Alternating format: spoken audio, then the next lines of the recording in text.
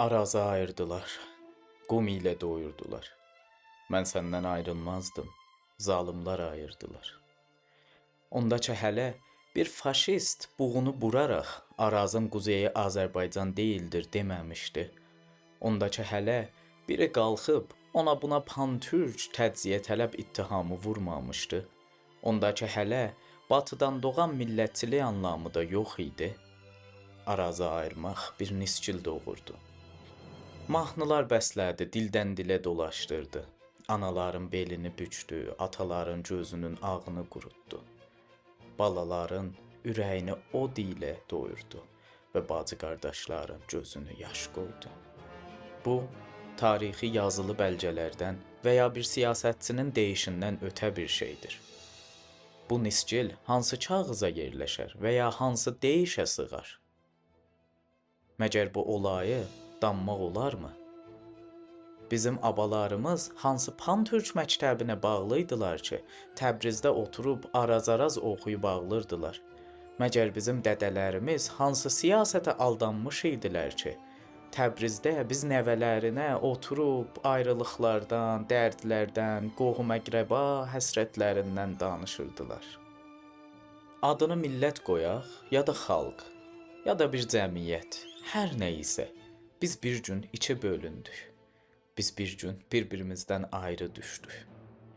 Və illər sonra, illər ötəndən sonra belə bir gün 31 dekabrda bir-birimizə qovuşa bildik, sərhədləri sındıra bildik.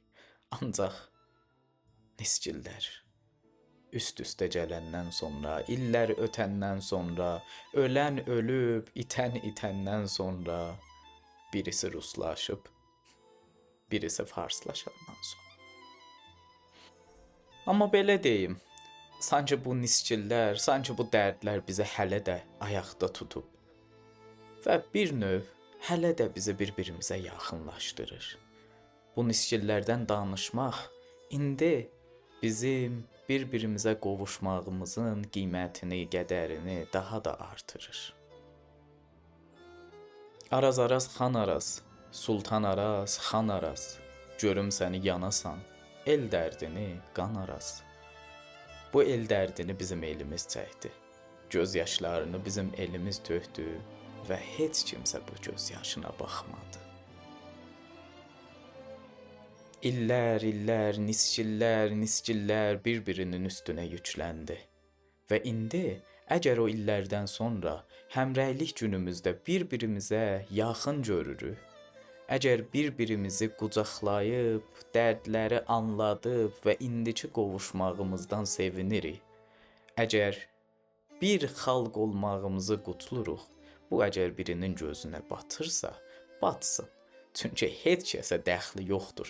Necə ki, bu dərdləri onlar yox, bizim ata-babamız, analarımız, bacı-qardaşlarımız çəkibdir. 31 dekabr, dey ayının 10-u, Dünya Azərbaycanlıların həmrəyliyi günü qutlu olsun. Kanalıma üzv olmayı unutmayın. Burada tariximizdən, özümüzdən, dilimizdən və adət-ənənələrimizdən danışacağıq.